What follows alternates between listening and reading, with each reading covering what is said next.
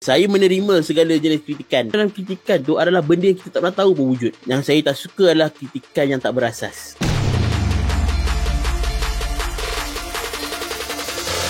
Hello, Assalamualaikum kepada penonton dan pembaca Boom. Artis undangan saya pada hari ini, persilakan Eric Fuzi. Assalamualaikum. Dengan dia baru habis bintang akhbar telemovie Hutang. Super Teddy. Hutang 2D. Super Teddy. Pembabitan Eric dalam Teddy tu. Saya sebagai pengarah bersama dalam cerita tu. Pertanyaan pertama untuk pergi ke skrin yang besar lah. Selama ni saya mengarah kecil-kecil je.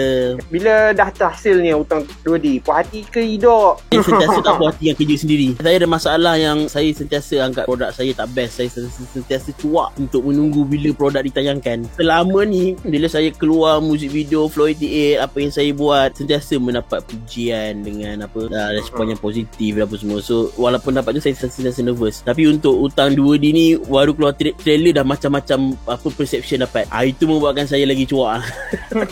Saya menerima segala jenis kritikan. Itu adalah sesuatu yang boleh membetulkan kita. Without kritikan, kita buat apa yang kita tahu kan? Tapi bila ada kritikan, sometimes point-point dalam kritikan tu adalah benda yang kita tak pernah tahu pun wujud. Kita akan explore dengan benda-benda yang baru kan? So saya suka kritikan. Yang saya tak suka adalah kritikan yang tak berasas. Dia boleh mengkritik sebagai seorang penonton, tapi hakikatnya kalau dia seorang film lovers yang memang pengkritik, kau sepatutnya ambil tahu tentang proses dan capability kita sebagai pembikin filem di Malaysia. Pengkritik yang macam tu, dia membuka ruang untuk orang lain juga membuat benda yang sama. Benda ni saya kategorikan ini bukan kritikan. Dia lebih kepada cyberbullying. Tapi kalau kritikan tu berasas, penuh dengan tata susila, indah dan manis lah dalam industri kita. Betul.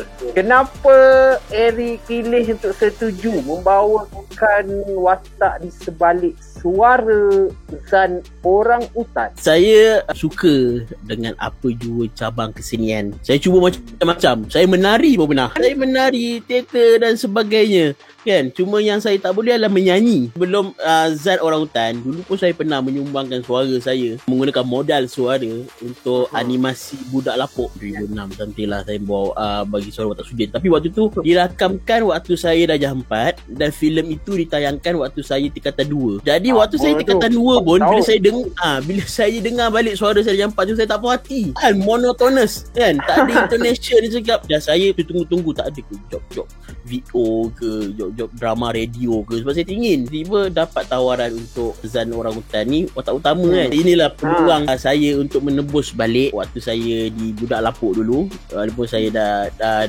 dewasa sekarang, jadi itu sebab kenapa saya setuju menerima tawaran suara untuk Zan Orangutan. Dan salah satu lagi, idola saya salah seorangnya Jack Black. Saya tak kata saya buat sebiji macam Jack Black dalam Zan Orangutan. Saya kata Jack Black tu idola saya. Jack Black dah berlakon filem. Jack Black juga ada band dia, project band kan. Betul. Jack juga menyumbangkan suara untuk Kung Fu Panda. Saya pun at least kalau ada satu suara saya untuk Zan Orangutan, bolehlah saya bangga sikit, follow idolanya step. So bila dah membawakan suara Zan Orangutan tu? Tak juga, sebab watak Zan Orangutan ni, dia orangutan yang dia tak tahu benda orangutan.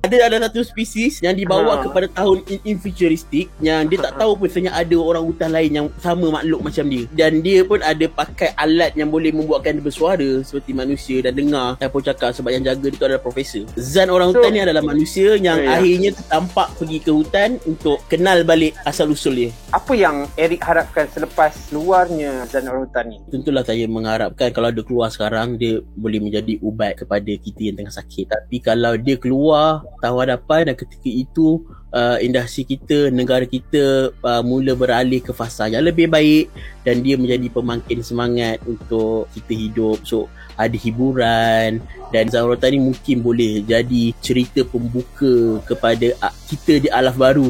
Bukan alaf barulah, kita di dunia baru, kita kembali kepada keadaan asal. Jadi saya mengharapkan Zan Orangutan ni menjadi salah satu kenangan manis kepada rakyat Malaysia ketika kita mencapai kejayaan melawan COVID. Ada satu benda yang diorang boleh ingat sekali, iaitu Zan Orangutan. Diorang mungkin selepas COVID dah habis, mungkin diorang boleh masuk panggung ramai-ramai. Ada anak yang boleh balik rentas negeri, jumpa family kat Sedang Mara. Hari ni kita tengok wayang, cerita apa yang diorang tengok, Zan Orangutan. So mengharapkan cerita ni menjadi sebahagian daripada kejayaan rakyat Malaysia.